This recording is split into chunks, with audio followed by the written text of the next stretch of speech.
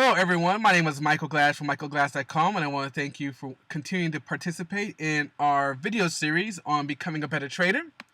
As always, we'd like to start off our disclaimers. Any symbols that you see in our videos should not be inferred as a trading recommendation. No matter what form of investing you choose, stock, forex, futures, options, they all have a level of risk associated with them. You can lose money. Any strategies that we choose to show today are for educational purposes only. Future results are not guaranteed.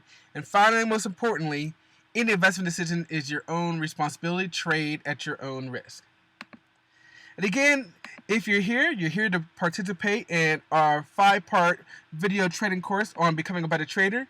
We've broken it down into 5 parts. First, do you know what time it is? If you have not watched that video, that was video number 2. Go ahead. I'm going to put a little link right here. Pop up annotation. Click on that, and that can take you back to video number 1. This is video number 2, where we talk about technical indicators, technically speaking. Video number 3, chart patterns and us. We're going to talk about chart patterns.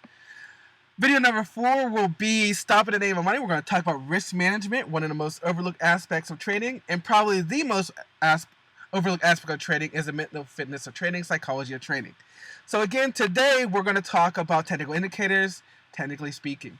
Now, first and foremost, I need you to understand that everything comes off the price. So technical indicators are a derivative. They're a calculation off of price. So it's very important to understand that. But they do have a benefit. They give you a different way to analyze that price action. They give you a way to interpret what's going on. Sometimes people use those technical indicators to alert them of things going on. You know, especially if you're trading multiple markets, if you have to step away from your desk, you can set alerts based upon your indicators to give you a heads up that something's going on that you need to make an evaluation on, whether you need to initiate a position, close out a position, or make an adjustment to your current positions. And again, some traders not only use that to initiate trades, but they also make decisions off of technical indicators about the future direction of price, whether it be futures, stocks, or options. But one thing to understand is that, again, indicators are a derivative. They are mathematical calculations off of price action.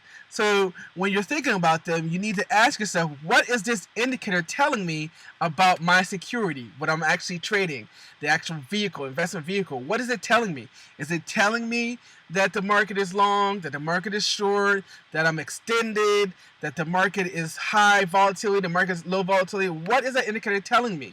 Is it telling me that the price action is starting to gather momentum?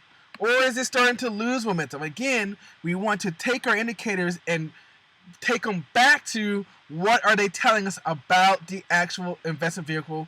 We don't want to just trade the indicator. We want to use the indicator to give us data about what's going on in the current price action of the investment vehicle that you're trading.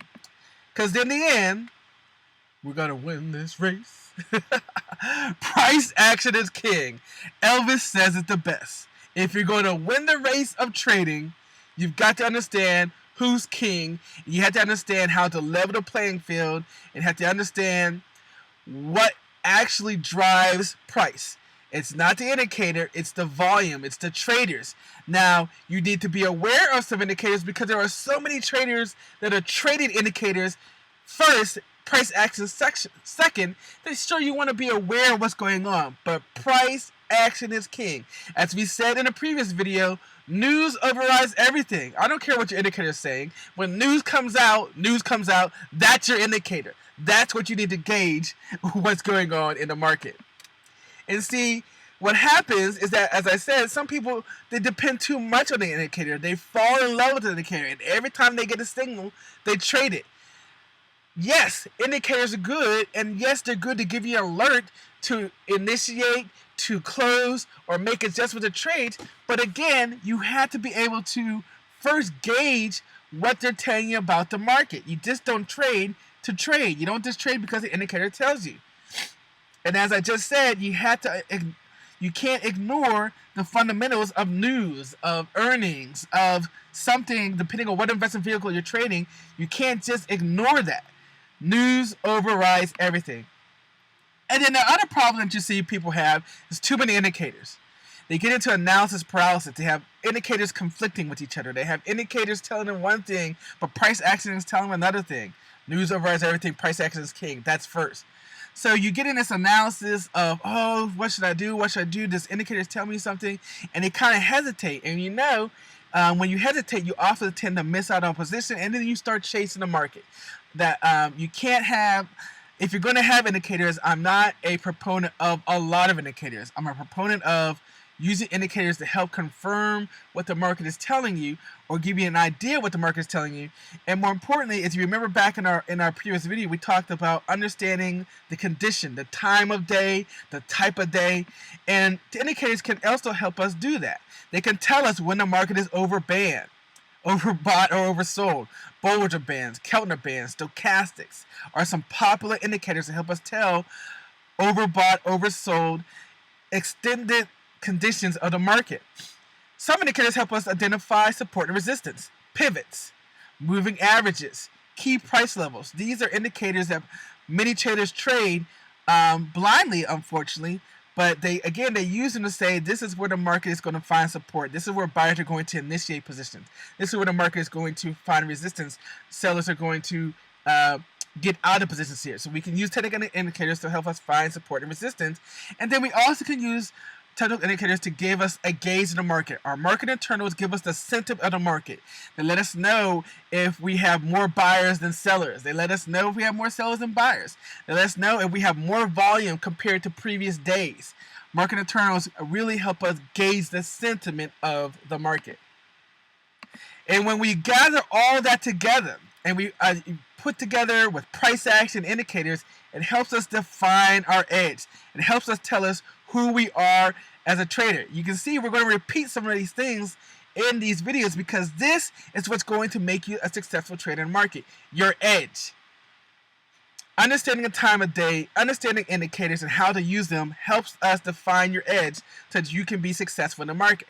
Again, a successful trader first identifies opportunities, support and resistance, overbought, oversold, price action and indicators to help us identify that.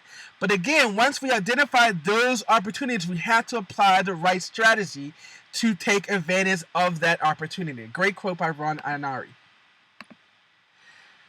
As we could also use indicators to help us understand the responsive and initiative days. When a market is consolidating and we're going to do responsive trading, that's our overbought and our oversold situations. Our indicators can help us do that.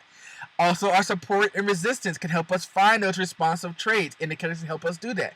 And initiating patterns, when we're breaking out, when we're breaking through support and resistance, when our market internals lets us know that we have a high volatility today, we have more volume, we have more momentum, more strength, then we should be initiating new trades, whether it's long or short. In the end, it's all about high probability trading, and that's what our edge should be all about.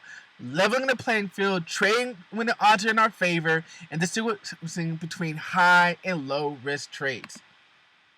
In the end, it doesn't make a difference what you understand about price action, what indicators that you're using.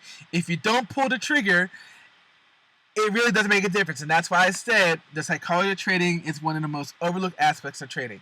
We do have a little option here for you. If you're using NinjaTrader, we have some good indicators that you can use here. michaelglass.com/indicators.html will take you to some great indicators for NinjaTrader. And of course, we want to make sure that you are following us on YouTube, Facebook, and Twitter. Move Up with Mike on YouTube. Are You Financially Literate on Facebook, and Move Up Mike is also on Twitter. We do have two great resources for you. We have a great video instruction series that's going to give you the basics of trading. It's a way for you to help you define your edge. It's only $50, and I do throw in a complimentary session with me. And if you just want to skip all that, you're an existing trader, you don't want to go back to the basics, but you want someone to help you develop your own trading plan, you want someone to help you look at your trading plan and help you where mistakes are made, you can go straight to coaching, and I'll help you with that. Thanks, guys. Get ready for video number 3. Chart patterns are us. I'll see you next time.